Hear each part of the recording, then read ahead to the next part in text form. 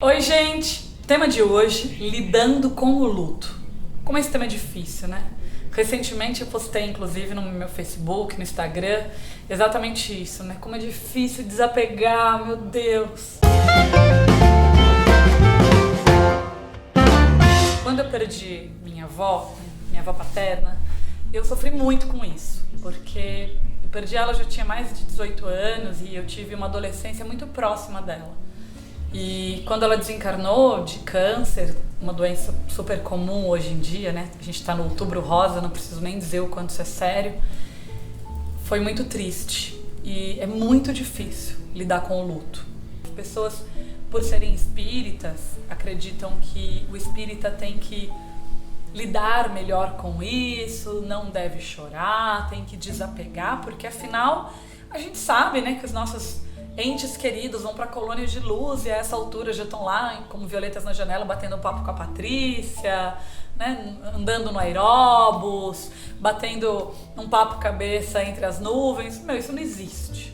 Na obra de André Luiz, Vendo em Dois Mundos, a gente sabe que o processo de desencarne, né, o deslocamento perispiritual é super difícil. Uma vez eu ouvi uma história muito bonita sobre um monge tibetano e ele viu o seu mestre de 80 e poucos anos desencarnar e ele era o sucessor.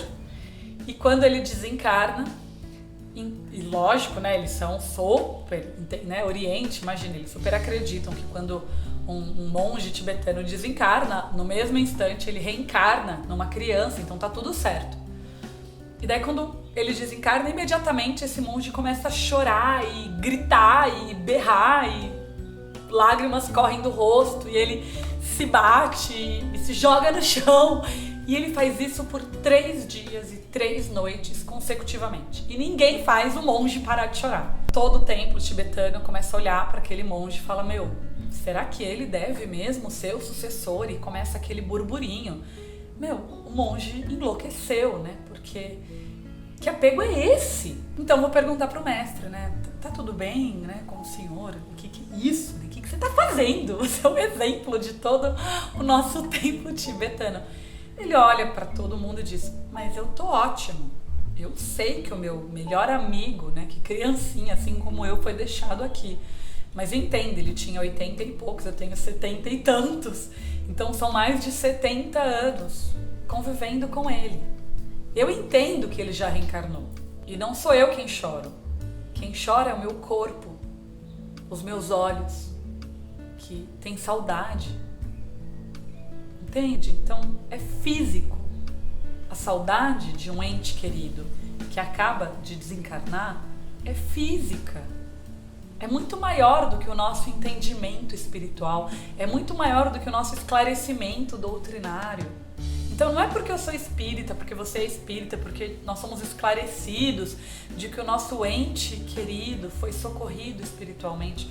Ou se você acabou de adentrar o movimento espírita e não entende, deixa eu te explicar.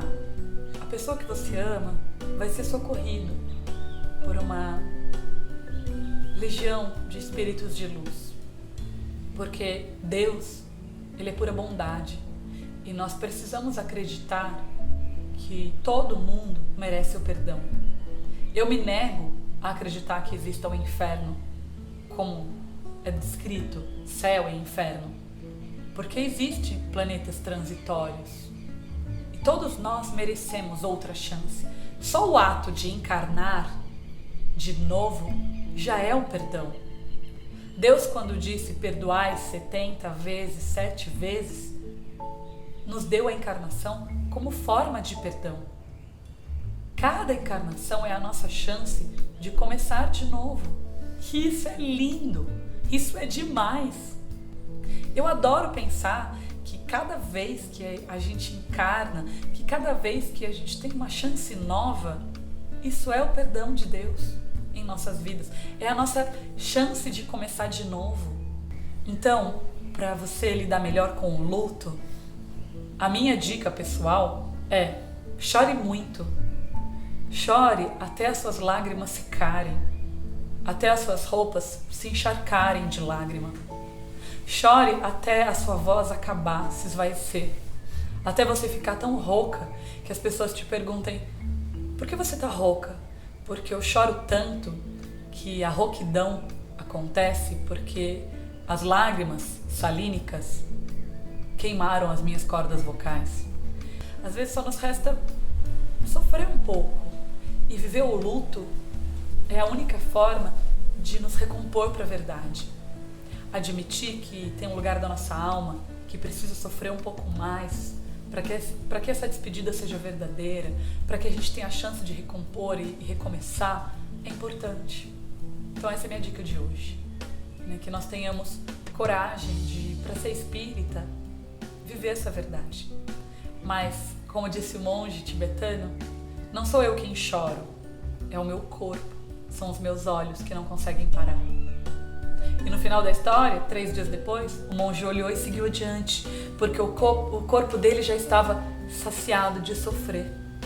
Uma hora o nosso corpo se sacia de sofrer, e então a gente segue. Essa é a dica de hoje. Viva o luto, de verdade, sem falsas ideias de que a gente é perfeito.